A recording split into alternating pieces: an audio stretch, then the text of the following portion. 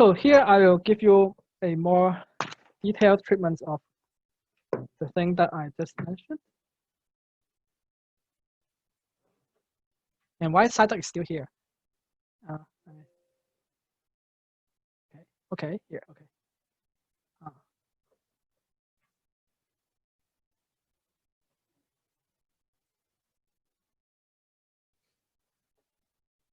In this course, we will see someone getting an A and think she deserves an A+, while someone struggles to get a pass. No, as I mentioned, I mean, there are only a few people who can fail this course.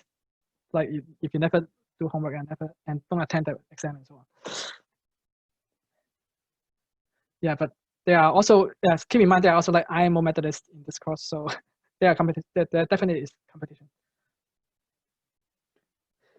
All right, so a group, as I mentioned in the talk, in a more mathematical treatment, is really a set. So everything is a set. In this course, you should know what is a set, otherwise you're in trouble. So it is a set with a binary operation, which means you take in two inputs. Cross product, I mean, Cartesian product means just two copies. So you take in two input of your element, and then you output something. So it's like multiplication. You have A and you have B, and then you multiply them together, you get something new. So we have seen the conditions that allows us to have a group. First is the associativity, because group originally comes from this permutation, and we know that permutations are functions, and composition of function has to be associative. So this is a very natural condition. And we also have identity. So identity means that your group has some element, which I called 1. I used E in the previous PowerPoint, but here I use 1. So the identity means that if you multiply it, it does not change your element. And finally, you can take inverse, which is like a division. So you can, for each element, you can always find its inverse such that when you multiply them, you get back 1. Right, so as I mentioned, there are main example is the permutation. So permutation really is just a map from, say, n elements to n elements. And of course, you can compose them like we demonstrate. So permutation usually are expressed in brackets. So here means that you interchange 2 and 3. And here you are interchange 1 to 2, 2 to 3, 3 to 1. So it's like the rotation that we see. And if you first perform the flipping 2, 3, and then doing this rotation, as we see in the PowerPoint, we will get 1, 2 by flipping the other 2 balls only. So this is again a permutation. And of course, permutation has inverse. So if you do a clockwise rotation and then a counterclockwise rotation, then you get back 1 or E. Maybe I use E. So you get back something that you don't move. Right? So this is a example of a group. Another example is SLN. So these are n by n matrix with determinant 1. So as I said, the prerequisite of this course assume that you at least have some experience with matrix and determinant. So you should know that if you have a matrix that has determinant 1, then if you multiply 2 matrix, then the determinant also multiplied. So that if you multiply 2 matrix with determinant 1, you still get a matrix with determinant 1. And of course, you also can find inverse because the determinant is non-zero. So you will have an inverse. So this also satisfies the condition of a group. But note that although I say multiplication, these things are not commutative. So AB usually does not equals AB. So this is something that is kind of new, I think. So for example, the permutation, you've already seen 1, 2, 3, 2, 3 definitely is not the same as 2, 3, 1, 2, 3. You will get like 1, 3 instead. And matrix also, like just give a very simple example. Like 1, 1, 1, 0, what 1, 1, 1, 0. So these two are matrix with determinant 1, but you can easily check that they do not commute. So multiplication are usually not commutative. So for those structure where multiplication is commutative, it's called abelian. So this will be an extra condition that we require AB equals BA. And usually we will also express abelian group using another symbols by plus instead of multiply. So with these conditions, for example,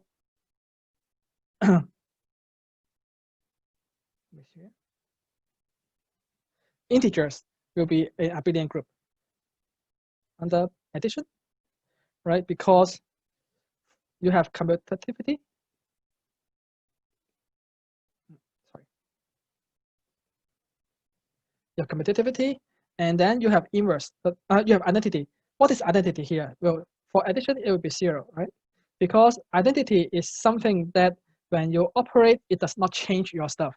So if your operation is addition, then the thing that does not change your stuff is 0, not 1. That's why we use 0 instead of the symbol 1 when we use addition. And also inverse will be negative A equals 0, right? So inverse is the thing that when you operate, you get back the identity. So in addition, when you operate, you get back 0, and this will be our inverse, which is minus A. So this will be an example of abelian groups. So we use different symbols sometimes if we want to emphasize that this is an abelian group. Another simple example that everyone knows from childhood is C mod n.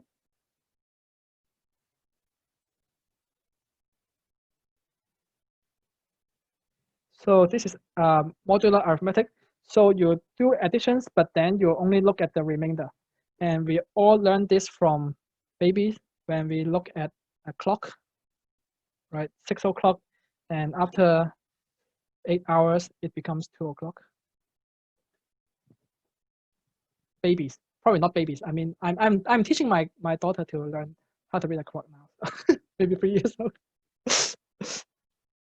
Yes. And of course, I mean, this is only addition, but then there can be examples where I don't have a space. So there can be examples where abelian is not expressed in terms of addition. For example, you can have exponential under multiplication, right? Because if you multiply two such things, then you will still get the same thing of the same thing of this form. So e to some integers, and this definitely is a group with the inverse like e to the minus n equals 1, and so on. So this is the examples of abelian groups. Abelian groups, just 3 things: associativity. I mean groups: associativity, 1 and 0, or 0 and 1. 1 and inverse. And abelian is like you can compute. So this is a group, and now we want to extend this a little bit more by introducing 2 operations so that we can add as well as multiply. And this is what the ring is about, as I mentioned in the PowerPoint. So for a ring, you have 2 operations, which is to add and to multiply. You have addition and you have product. So for the addition part, is actually exactly the same as abelian group, now written in terms of the plus notation. So associativity, identity, inverse, and commutativity. So a ring is really just addition, and it's just an abelian group. But then you also want to have product, so you add more rules.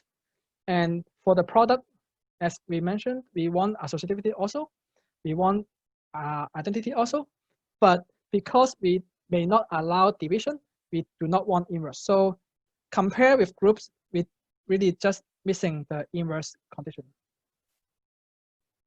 Right, we don't have the inverse condition, but otherwise, the first 2 is the same as the group condition. But we have plus and we have multiply.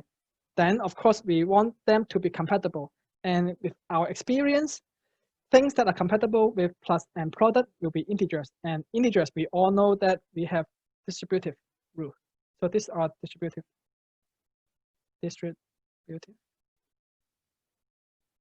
law, I think. Distributive law. So this will be something that's kind of new that you have to obey if you start from two operations that should act like addition and product. Right. So, and of course, we can also include an extra condition, say AB equals BA. And in that case, we'll call this commutative ring. So if the product is also commutative, so that, yeah, if the product is also commutative, then we call that ring a commutative ring. And integer definitely is one of them. So yeah, just an example for rings. Integer under plus and multiply is definitely a ring. And similarly, everything that you can add, subtract, and multiply is a ring. And this is actually a field, as we mentioned. So all fields are rings. What else? Polynomials. And the symbol for polynomials is usually using a square bracket of your variable. So polynomials like t squared plus 2t plus 4, something like that, is a ring because you can add two polynomials, you can subtract two polynomials, and you can multiply two polynomials, and they are all commutative, right? And finally, we have like square matrix.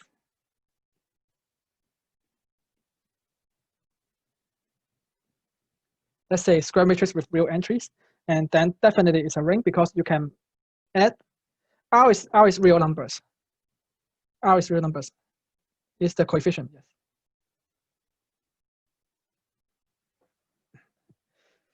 So square matrix, you can add, you can multiply, you can subtract, but as we mentioned, this example is not commutative because when you multiply two matrix, AB does not equals BA. So this is a special case. So this is rings. And finally, fields. Fields is add, minus, multiply, divide. So this is the thing that we are familiar with. And so instead of remembering all those 9 rules, it is actually easier to look this way. A field is, again, a set with 2 binary operations, but you can add and you can multiply such that the set underlines the addition is an abelian group, just like ring. So you can add and minus, so it is an abelian group. And you can also multiply and divide. So with respect to product, it is also an abelian group. But remember, we cannot divide by 0. So we have to exclude 0. So a field is something that you can add and subtract just like usual. You can multiply and divide just like usual. And the addition and multiplication should behave exactly just like before. They have to be distributive. So this is the field. And if we really want to expand the rules into mathematical statement, then that is the case, right? Abelian group for addition, abelian group for multiplications, and the distributive law. So this is the slide that I give you before the PowerPoint, the 9 rules for field that you want to memorize. But if you now think about it, it is something really straightforward and natural because what you really want is to have our usual experience of numbers written in terms of several rules. So, example of fields. As we mentioned, rational numbers, real numbers, complex numbers definitely are fields. And there are some other nice, fun example. For example, numbers that allow square root 2. So these are all the numbers of the form a plus b square root 2, where a and b are rational numbers. And you can check that, of course, you can multiply 2 and you still get back the same form.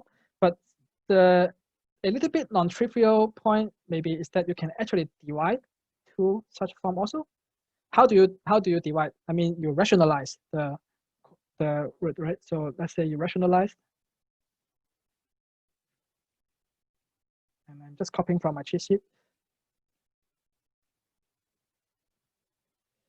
So you see that if when you divide two such numbers, you still get back a number of the required form, a rational number plus a rational number times square root 2. So this thing can allow division also, and this is a field called a field extension. And then, of course, there are rational functions. So the quotient, I mean the fraction of two polynomials, I mean it's a fraction, so of course you can divide, provided that the denominator is non-zero. And finally, one very important example are finite fields. So finite fields are usually, an example of finite fields include arithmetic mod p, when p is prime. And this observation is very important in cryptography, actually. So as an example, let's look at 7. So remember, this is taking remainder dividing by 7. So I have 1, 0, 1, 2, 3, 4, 5, 6. So we can multiply, we can add. For example, we can multiply 2 by 2 equals 4, mod 7, and say 2 by 4 is 8, which is 1, mod 7. We can add, of course. But we can also divide, and this is a very special case when p is prime.